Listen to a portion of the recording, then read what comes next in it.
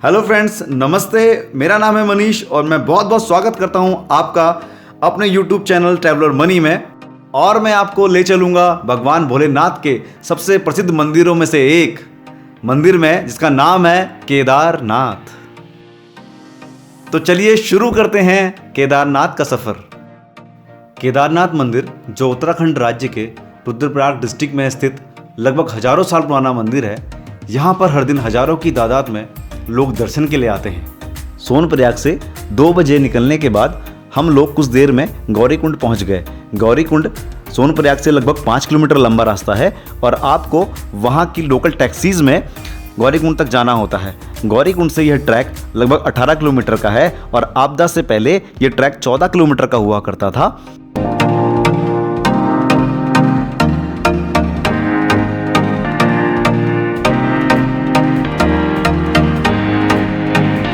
Track बहुत लंबा है और थकान भी बहुत लगती है, तो जो लोग वर्कआउट नहीं करते उनसे मेरा सजेशन है कि आप कभी भी कोई भी ट्रैक करें या केदारनाथ जाएं तो आप लोग 1 महीने पहले से ही वर्कआउट चालू कर दें या रनिंग चालू कर दें, जिससे आपको ट्रैक करने में कोई दिक्कत ना हो।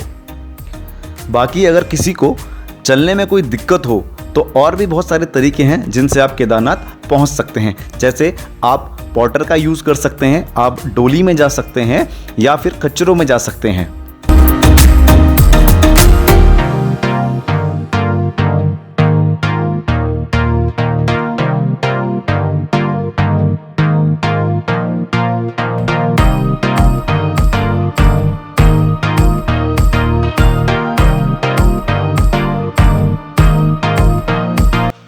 और जो लोग ट्रैक करना ही नहीं चाहते हैं, डायरेक्ट केदारनाथ पहुंचना चाहते हैं, वो लोग यूज कर सकते हैं हेलीकॉप्टर सेवा का।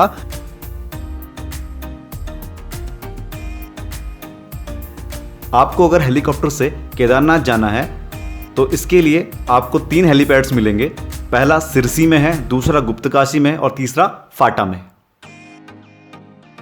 महादेव में लोगों की बहुत श्रद्धा है।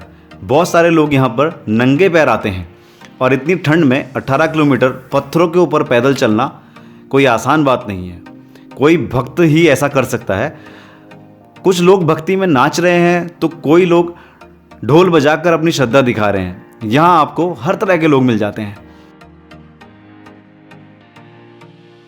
जब भी आपको केदारनाथ जाना हो तो होटल बुक कराने के लिए ऑनलाइन फैसिलिटी बहुत कम है, क्योंकि यहाँ नेटवर्क का इशू रहता है। लेकिन ऑनलाइन आप होटल के नंबर ले सकते हैं और उनसे बात करके आप बुकिंग करा सकते हैं।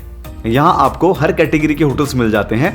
पीक टाइम पर यहाँ पर बहुत रश रहता है और कई किलोमीटर का जाम लगा रहता है।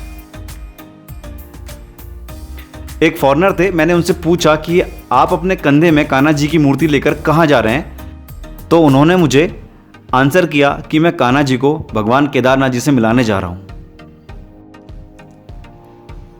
यहाँ पर जो आप रास्ता देख रहे हैं, यह रास्ता गवर्नमेंट ने बनाया है। आपदा में यहाँ पर सब कुछ बह गया था, या आप कह सकते हैं पूरी तरह से डिस्ट्रॉय हो चुका था। आसपास में जितने भी आपको कंस्ट्रक्शन दिख रहा है, ये सारा धर्मशालाएं और होटल्स हैं। और दोस्तों, यह है विश्व प्रसिद्ध भगवान भोलेनाथ का मंदिर केदारनाथ।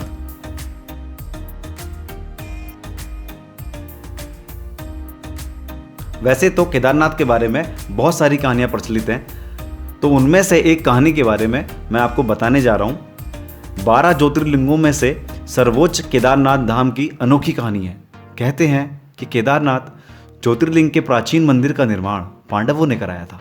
पुराणों के अनुसार केदार महिष अर्थात भैंसे का पिछला अंग भाग है। यहाँ भगवान शिव भूमि में समा गए थे। आइए जानते हैं इस मंदिर के बारे में। महाभारत के युद्ध में विजय होने पर पांडव भ्रातृ हत्या के पाप से मुक्ति पाना चाहते थे।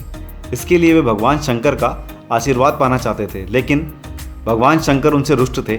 इसलिए भगवान शंकर अंतर्ध्यान होकर केदारनाथ में जा बसे। पांडव उनका पीछा करते करते केदारनाथ ही पहुंच गए। भगवान शंकर ने तब भैंसे का रूप धारण कर लिया और वे अन्य पशुओं में जा मिले। उसके बाद भीम ने अपना विशाल रूप धारण कर दोनों पहाड़ों पर पैर फैला दिए। अन्य सब गाय बैल और भैंसे तो निकल गए, पर शंकर जी रूपी भैंसे पैर के नीचे से जाने को तैयार नहीं हुए। भीम बलपूर्वक इस भैंसे पर झपटे, लेकिन जो भैंसा था वो भूमि में अंतर्ध्यान होने लगा। तब भीम ने बैल की त्रिकोणात्मक पीठ का भाग पकड़ लिया। भगवान शंकर पांडवों की भक्ति, दृढ़ संकल्प देखकर प्रसन्न हो गए। उन्होंने तत्काल दर्शन देकर पांडवों को पाप से मुक्त कर दिया। उसी समय से भगवान शंकर भैंस की पीठ की आकृति के पिंड के रूप में वहीं पर विराजमान हो गए और तभी से भगवान शंकर वहाँ पे केदारनाथ के रूप में पूजे जाते हैं।